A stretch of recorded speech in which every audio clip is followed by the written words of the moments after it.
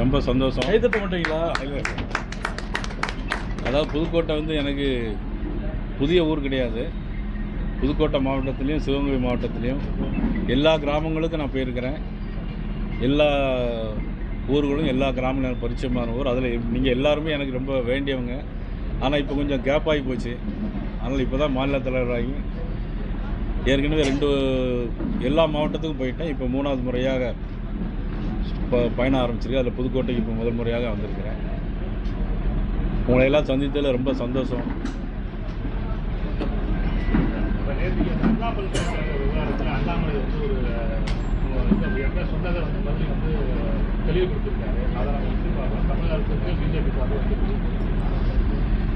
இல்லை, அது நான் ஏற்கனவே நிறைய பேட்டி கொடுத்துருக்கிறேன். இதை பற்றி பதிலும் சொல்லியிருக்கிறேன். ஆனால் என்னென்னா அந்த தீர்ப்பில் வந்து யாரும் பேசக்கூடாது அப்படிங்கிற மாதிரி அந்த பப்ளிக் ப்ராசிக்யூட்டர் சொல்லி அதனால் அந்த நீதிமன்ற அவமதிப்புன்னு சொன்னாங்க. பட் நாங்கள் நீதிமன்ற தீர்ப்புக்குள்ளே எதுவுமே போக விரும்பலை. என்னென்னா எல்லாருடைய மனதிலையும் உங்களுக்கும் அந்த அந்த கேள்வி உங்கள் மனசுலையும் இருக்குது.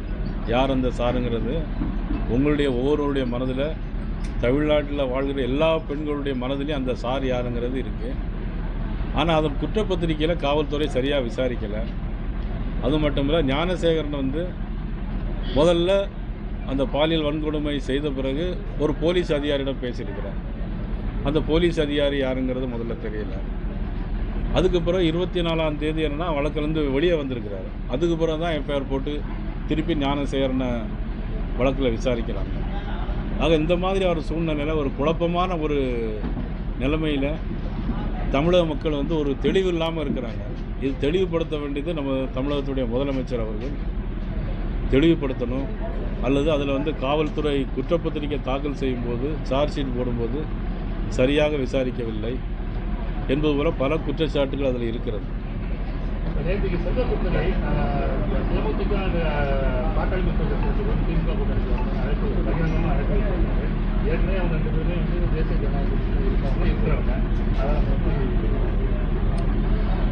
அதாவது இப்போ நான் வந்து எல்லாரையும் ஒரு அணியில் திரள வேண்டும் நான் சொல்கிறேன். அது மாதிரி மதிப்புக்குரிய நண்பர் செல்வ பெருந்தையை வந்து அவருடைய கூட்டணிக்கு அவங்க கேட்டிருக்கிறாங்க. அது அவருடைய சொந்த கருத்து. அதை பற்றி நம்ம ஒன்றும் கருத்து சொல்வதற்கு இல்லை.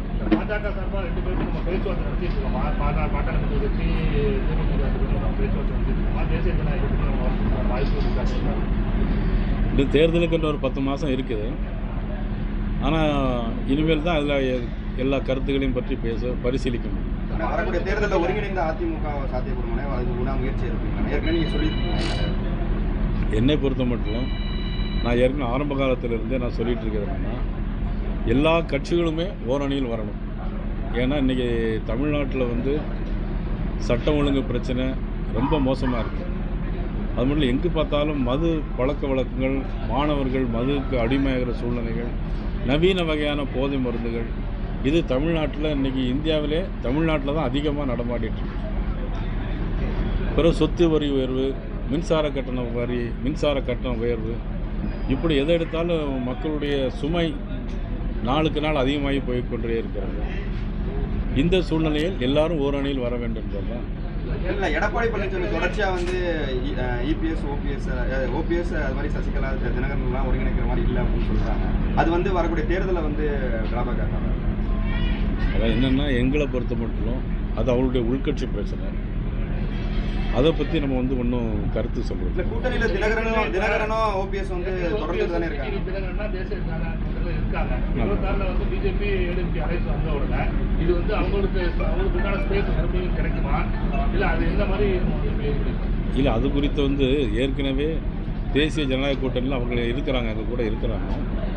இது குறித்து எல்லாமே ஒட்டுமொத்தமாக பேசி எங்களுடைய தலைமை அண்ணன் இபிஎஸ் அவர்கள் எல்லோருமே ஒருமித்த கருத்தோடு செயல்படுவார்கள் என்று நான்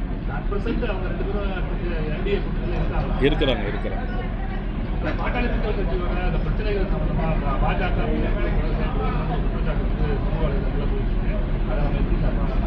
இல்லை, பாரதிய ஜனதா கட்சியை பொறுத்த மட்டும் அவருடைய உள்கட்சி பிரச்சனை பொதுவாக எந்த உள்கட்சி பிரச்சனையும் அடுத்த கட்சியை தலையிடுவது அது சரியான முறையான கருத்தாக இருக்காது. அதனால் அதை பற்றி நாங்கள் ஒன்றும் கருத்து சொல்ல முடியாது. அவங்க பகிரங்கமா ராமதாஸ் தொடர்ந்து வந்து நிர்பந்தத்தின் அடிப்படையில் தான் வந்து அதிமுக ஏற்பட்டிருக்கு. தொண்டர்களுக்கு அந்த விருப்பம் இல்லை அப்படிங்கிற மாதிரி ஒரு யார் அப்படி சொல்கிறாங்க? எதிர்கட்சிகள் உள்ளிட்ட பல்வேறு டிஎம்கேலாம் வந்து நிர்பந்தத்தின் அடிப்படையில் பண்றாங்க.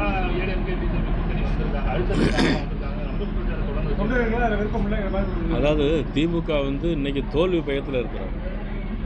அதனால தான் நீங்கள் நல்லா சிந்திச்சு பார்க்கணும். தோல்வி பயத்தில் இருக்கிறனால தான் இது துரோகமான கூட்டணி.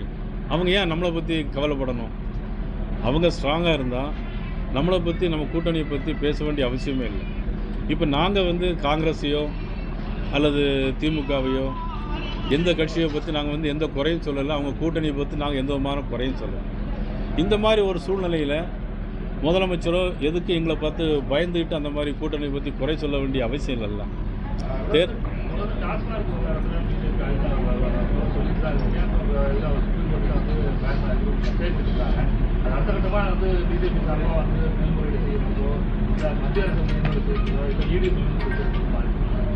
இல்லை, அதாவது ஈடியை பற்றி நம்ம ஒன்றும் கருத்து சொல்ல முடியாது. இப்போ வருமான வரித்துறையோ ஈடியோ அது ஒரு தனி அமைப்பு. அது அவர்கள் வந்து இப்போ இன்ட்ரீம் ஸ்டே கொடுத்துருக்குறாங்க. பிறகு அந்த ஸ்டே வெக்கேட் ஆகலாம். அதுக்கப்புறம் அவங்க தொடர்ந்து என்ன செய்கிறாங்கிற அது அவங்களுடைய நடவடிக்கை. கன்னட மொழி பிரச்சனையில வந்து கமலஹாசன் மன்னிப்பு கேட்க வேண்டும் அப்படின்னு நீதிமன்றம் சொல்லியிருக்கு. தமிழக அரசா? கமலஹாசன் அதாவது ஒவ்வொருவருக்கும் அவருடைய தாய்மொழி ரொம்ப பெரியது. அதனால் அந்த அடுத்த மொழிகளையோ அடுத்த இது சம்மந்தப்பட்ட விஷயம், அடுத்தவங்க சம்மந்தப்பட்ட விஷயங்களையோ குறை சொல்வது வந்து அது சரியாக இருக்காது. அதே விவகாரத்தில் தான் அமித்ஷா வந்து என்ன சொல்லியிருக்காருன்னா வந்து சமஸ்கிருதத்திலிருந்து தான் இந்திய மொழி பிறந்ததாக சொல்லி அவங்க சொல்லியிருக்காங்க. அப்போ இல்லாத கன்னடம் வந்து இப்போ எப்படி இந்த கன்னடத்தை எழுப்புறாங்க அப்படின்னு சொல்லியிருக்காங்க. அதாவது இந்தியாவில் வந்து பல்வேறு மொழி, பல்வேறு மாநிலங்கள், பல்வேறு வகையான மக்கள் வாழ்கின்ற ஒரு நாடு. இதில் வந்து அதிலிருந்து இது பிறந்தது, இதிலிருந்து அது பிறந்தது அப்படின்னு சொன்னால் அது வந்து எனக்கு அதில் வந்து நான் சொல்ல முடியாது. இல்லை சார், கமலோட தக்கலைப்பு அந்த பேச்சு இஷ்யூ வந்து கமல் வந்து ஒரு அரசியல் கட்சி தலைவரை தவிர்த்து அவர் ஒரு தமிழனா வந்து தமிழை உயர்த்தி தான் பேசியிருக்கிறாரு. கர்நாடகாவில் வந்து ஆளும் காங்கிரஸ் அரசும் எதிர்க்குது, எதிர்கட்சியான பிஜேபியும் எதிர்க்குது, எல்லாம் ஒற்றுமையா இருக்கும்போது ஒரு தமிழரா தமிழை உயர்த்தி பேசின கமலுக்கு ஒரு அரசியல் கட்சியா பிஜேபியே ஆதரவு கொடுக்கல. தமிழை உயர்த்தி பேசினால் நயினார் நாகேந்திரன் மட்டுமல்ல எல்லா அரசியல் கட்சியும் நிச்சயமாக கமலஹாசனுக்கு ஆதரவு கொடுப்பார்கள். ஆனால் அடுத்த மொழியோடு சம்மந்தப்பட்டு பேசும்போது அது சரியாக இருக்காது. அது எப்படி சரியாக இருக்க முடியும்? நீங்களே சொல்லுங்கள். அது அவருடைய விளக்கம். அதை மற்றவங்க ஏற்றுக்கணும். நீங்கள் வந்து தமிழை உயர்த்தி பேசுங்க. உங்களுக்கும் நான் சப்போர்ட் பண்ணுறேன், கமலஹாசனும் சப்போர்ட் பண்ணுறேன், முதலமைச்சருக்கே சப்போர்ட். தமிழை உயர்த்தி பேசுறது தப்பு இல்லை. இன்னொரு மொழியோடு சம்மந்தப்படுத்தி பேசுவது வந்து சரியா இருக்கு. தமிழனுக்கு கமலுக்கு கிடையாது, கமலுடைய கட்சிக்கு கிடையாது. தமிழன் என்கிற முறையில் தமிழுக்கு எங்களுடைய ஆதரவு உண்டு. அவங்க என்ன சொல்றாங்கன்னாங்க, பிரதமர் போய் வேர்ல்டு லெவலில் வந்து மூத்த மொழி வந்து தமிழ் சொல்றாங்க. ஆனால் இதுக்கு வந்து தமிழ் உயர்ந்தது அப்படின்னு சொல்லும்போது பிஜேபியே வந்து அவங்க சப்போர்ட் பண்ணல அப்படிங்கிற மாதிரி. தமிழ் உயர்ந்ததுன்னா இப்பவும் சப்போர்ட் பண்ணுறோம். தமிழ் உயர்ந்தது. தமிழ் மூத்த மொழி. 5000 ஆண்டுகளுக்கு முன்னாலே உள்ள மொழி. கல் தோன்றா மண் தோன்றா காலத்தில் முன்தோன்றிய மூத்த தமிழ். பேசுங்க, ஆதரவு தருகிறோம். தமிழ்நாட்டில் நீ வரக்கூடிய காலம் வந்து கூட்டாட்சிக்கு தான் வந்து முக்கியத்துவம் இருக்கும், கூட்டாட்சி தான் அமையுங்கிற மாதிரி பல்வேறு கருத்து சொல்கிறாங்க. உங்களோட கருத்து? இதுவரைக்கும் அந்த மாதிரி தமிழகத்தில் வரல. நீங்கள் சொல்கிற மாதிரி வந்தால் பார்ப்போம். நான் சொல்கிற மாதிரி கருத்துக்கள் சொல்கிறேன், மற்ற கட்சிகள் சொல்கிறத சொல்கிறேன், என்னோட கருத்து கிடையாது. நீங்கள் எப்படிங்க? இது தமிழ்நாட்டில் இதுவரைக்கும் அந்த மாதிரி ஒரு வாய்ப்புகள் வரவில்லை. பார்க்கலாம். இல்லை, அமித்ஷா பேசும்போது கூட சொன்னார் கூட்டணி ஆட்சி அமையும் அப்படிங்கிற மாதிரி தான் பேசி. தேசிய ஜனநாயக ஆட்சி வரும். விஜய் வந்து தீவிர அரசியலில் விஜய் வந்து தீவிர அரசியலில் ஈடுபட சொல்லியிருக்காரு. விஜய்க்கு ஒட்டுமொத்த கட்சியை ஒருங்கிணைக்கணும்னு சொல்லியிருக்கீங்க. விஜய்க்கு அந்த அழைப்பு இருக்குங்களா? எல்லாரும் ஓரணியில் வர வேண்டும். விஜய்க்கு அழைப்பு இருக்கு. அதில் எல்லோரும் அப்படின்னா அது எங்கள் தமிழக அரசியல் கட்சிகளில் திமுகவை தோற்கடிக்க வேண்டும். எல்லாரும் வந்து முதலமைச்சர் பிரதம மந்திரி போய் பார்த்துட்டு வந்ததுக்கு அப்புறம் ஈடியில் வந்து மிகப்பெரிய மாற்றம் செந்தில் பாலாஜி அரசு ஈடியோட ஜாயின்ட் டைரக்டர், அதே மாதிரி வந்து டாஸ்மாக் ஊழலை கண்டுபிடிச்ச ஜாயின்ட் டைரக்டர், இன்கம் டேக்ஸ் மாற்றப்பட்டிருக்காங்க. இது வந்து சம்பந்தப்பட்ட முதலமைச்சர் பிரதம மந்திரி சம்பந்தப்பட்ட பின் இந்த சம்பவம்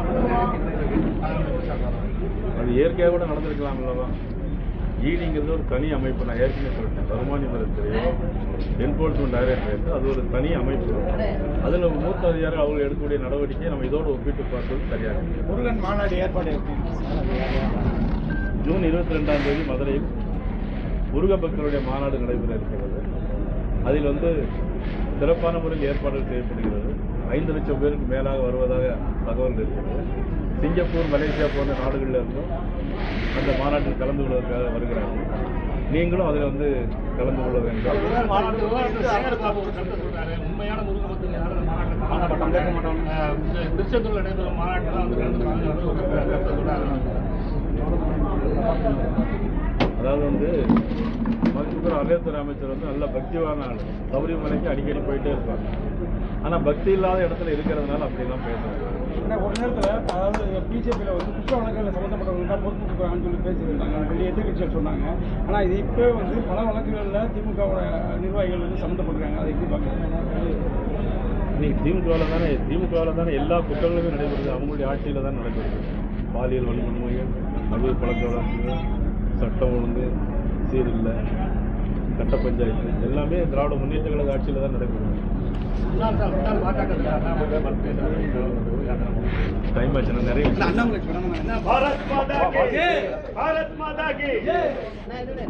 எங்களது மதிப்புக்குரிய அன்பு சகோதரர் அண்ணாமலை அவர்களுக்கு இந்த பிறந்த நாள்.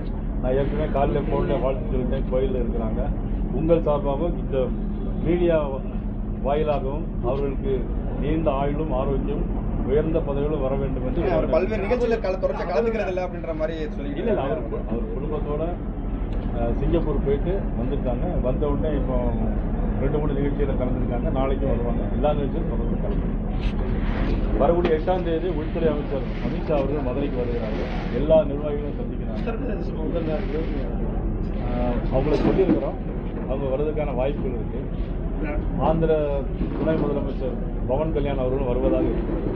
அண்ணாமலை இருந்தபோது தமிழ்நாடு பாஜக வந்து அதிரடியான நடவடிக்கைகள், அதிரடியான பேச்சுக்கள் இருந்தது. இப்போ நீங்கள் வந்து பொறுப்பேற்றுக்கணும்னா சாப்கானதாக இப்போ எல்லா கட்சியிலுமே நடவடிக்கை, இன்க்ளூடிங் டிஎம்கே உள்ள எதிர்கட்சி சாப்கானதாக போகிற மாதிரி ஒரு சூழலை வந்து எல்லாருமே ஃபீல் பண்ணுறாங்க. அதனால் உங்களுடைய ஆட்டிடியூடே அதான். அதாவது ஒவ்வொருடைய வழிமுறைகள் ஒவ்வொருத்தரும் சில பேர் அதை சொல்லக்கூடிய வார்த்தைகள் இருந்து அவங்க நல்ல ஸ்ட்ராங்காக பேசுவாங்க. நான் கொஞ்சம் மெதுவாக பேசுவேன். உங்கள்கிட்ட அதிரடி அரசியல் எதிர்பார்க்க அது வேண்டாம். அதே மாதிரி அதிரடி அரசியல் வாய்ப்பு வேண்டாம். भारत माता की